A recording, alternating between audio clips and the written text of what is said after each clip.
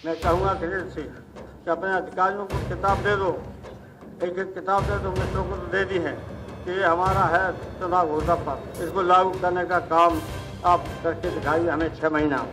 कुछ ऐसे काम जो एक साथ, लेकिन एक साथ से ज़्यादा नहीं लगना चाहिए, क्योंकि 2014 के चुनाव का कोई भरोसा नहीं कब हो जाए, 2014 के चुनाव का कोई भरोसा नहीं कब हो जाए, 2014 के चुनाव का कोई भरोसा नहीं कब हो जाए। सियासत के जानकार कहते हैं कि यूपी में एक बड़ी कामयाबी के बाद मुलायम सिंह यादव की नजर अब दिल्ली के ऊपर है और लोकसभा चुनाव में इस कामयाबी को दोहरा के वो चाहते हैं कि दिल्ली की कुर्सी के लिए एक बड़ी बार्गेनिंग पोजीशन में पहुंच सके।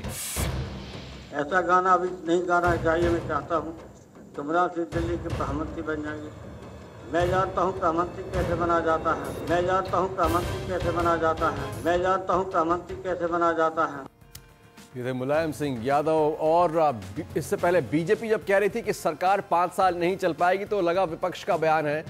मायावती जब कह रही थी कि चुनाव जल्दी होने वाले हैं तो दिख रहा था कि हार को छुपाने के लिए अपने समर्थकों को उत्साह बढ़ा रही, उनको बल दे रही। लेकिन जिस चेहरे को सरकार बचाने वाला नेता समझा जा रहा था यानी मुलायम सिंह, वो भी अब कह रहे हैं कि तैयारी रखो, सरकार बचे ना बचे। तो प्राइम टाइम में आपके साथ मैं मेहराज दुबे आज सवाल पूछ रहा हूं कि 2014 से पहले आम चुनावों की मुलायम सिंह की आशंका कितनी राजनीति और कितनी हकीकत, और यह भी कि मनमोहन सरकार के गठबंधन दल 2014 तक क्या सरकार नहीं चलने देंगे, जिसके चलते ये सारी आशंकाएं और तैयारियों की बात की जा रही है। हमारे साथ कांग्रेस के वरिष्ठ नेता शकील अहमद जुड़ रहे हैं।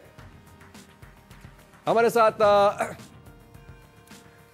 शकील अहमद है कांग्रेस के वरिष्ठ नेता। हमारे साथ हैं बीजेपी की सचिव वाणी त्रिपाठी। हमारे साथ टीम अन्ना के सदस्य मनीष सिसोदिया, और उनसे जानेंगे थोड़ी देर में कि क्या लोकपाल एक डिसाइडिंग फैक्टर होगा इन चुनावों में, जैसा कि अन्ना धमकी दे रहे हैं कि 2014 चुनाव नहीं जीत पाई कांग्रेस अगर लोकपाल नहीं आया। और हमारे साथ स्टूडियो में वरिष्ठ पत्रकार विनीत नारायण।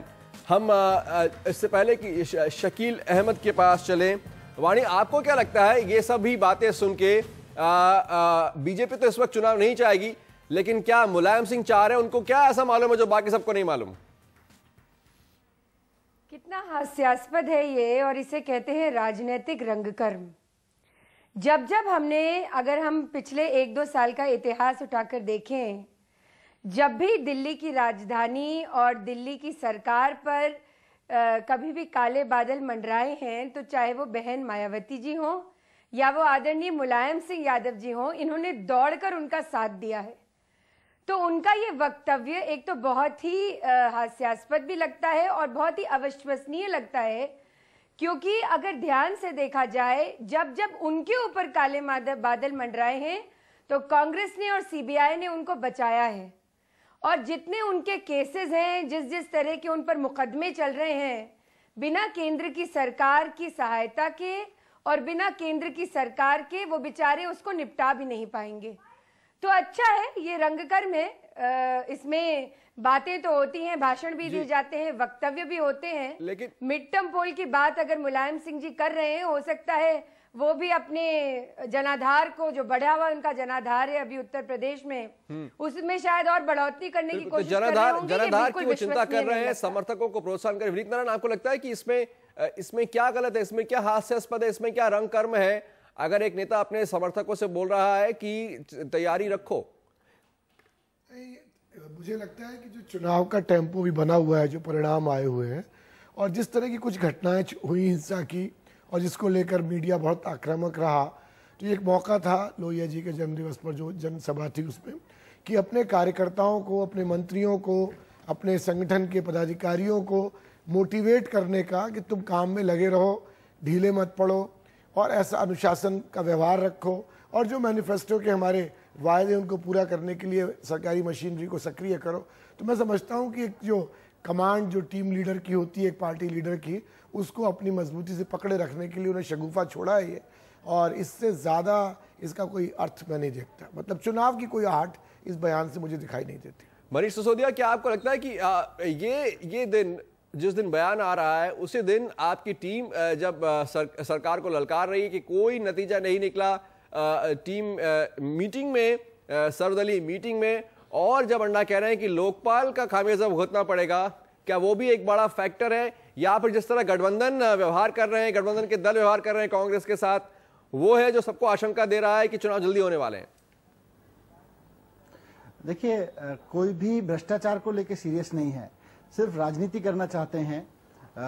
विपक्ष वाले लोग सोचते हैं कि भ्रष्टाचार भ्रष्टाचार चिल्ला के हो सकता है हमको सत्ता मिल जाए। सत्ता में बैठे हुए लोग, अपना सारे नेता कहते हैं भाई हम तो भ्रष्टाचार के खिलाफ हैं, हम तो भ्रष्टाचार के खिलाफ हैं। अरे सब भ्रष्टाचार के खिलाफ हैं तो भ्रष्टाचार हो कैसे रहा है? फिर कौन कर रहा है भ्रष्टाचार? इस सब के बीच में देखिए, आप बात मध्यावधि चुनाव की कर रहे हैं। मध्यावधि चुनाव होने से भी देश के हालात तो नहीं बदलने वाले। आज कोई भ्रष्टाचार कर रहा है, भ्रष्टाचारियों से कमीशन कोई वसूल रहा है, कल कोई और करेगा, उससे कोई फर्क नहीं पड़ने वाला है। फर्क तो व्यवस्था बदलने से पड़ेगा, और व्यवस्था में आम आदमी को कितनी मजबूती दी जाती है। आम आदमी को एक मजबूती है कि भाई वो 5 साल में एक बार वोट डाल के चुनाव में अपना मतदान करता है, पर उसके अलावा भ्रष्ट लोगों को जेल भिजवाने से लेकर तमाम मुद्दों पर उसको कितनी मजबूती दी जाती है, इस पर निर्भर करता है।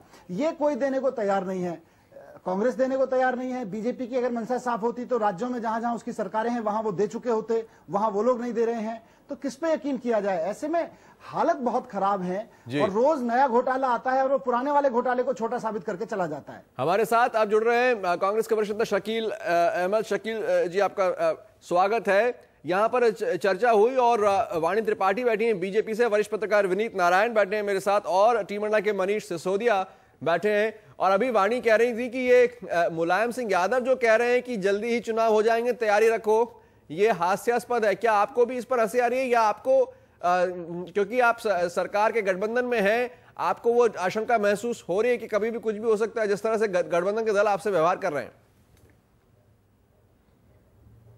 नहीं, ये उनका अपना परसेप्शन हो सकता है और परसेप्शन में अंतर भी हो सकता है। और एक राजनीतिक दल के नेता की हैसियत से वो बड़ी मीटिंग कर रहे थे चुनाव में जीतने के बाद, तो अपने कार्यकर्ताओं को उन्होंने थोड़ा बूस्टअप करने के लिए, थोड़ा अलर्ट रहने के लिए ये कहा कि विधानसभा जीत के ही नहीं समझो कि काम हो गया, लोकसभा के चुनाव भी कभी जल्दी हो सकते हैं, उसके लिए तैयार रहो।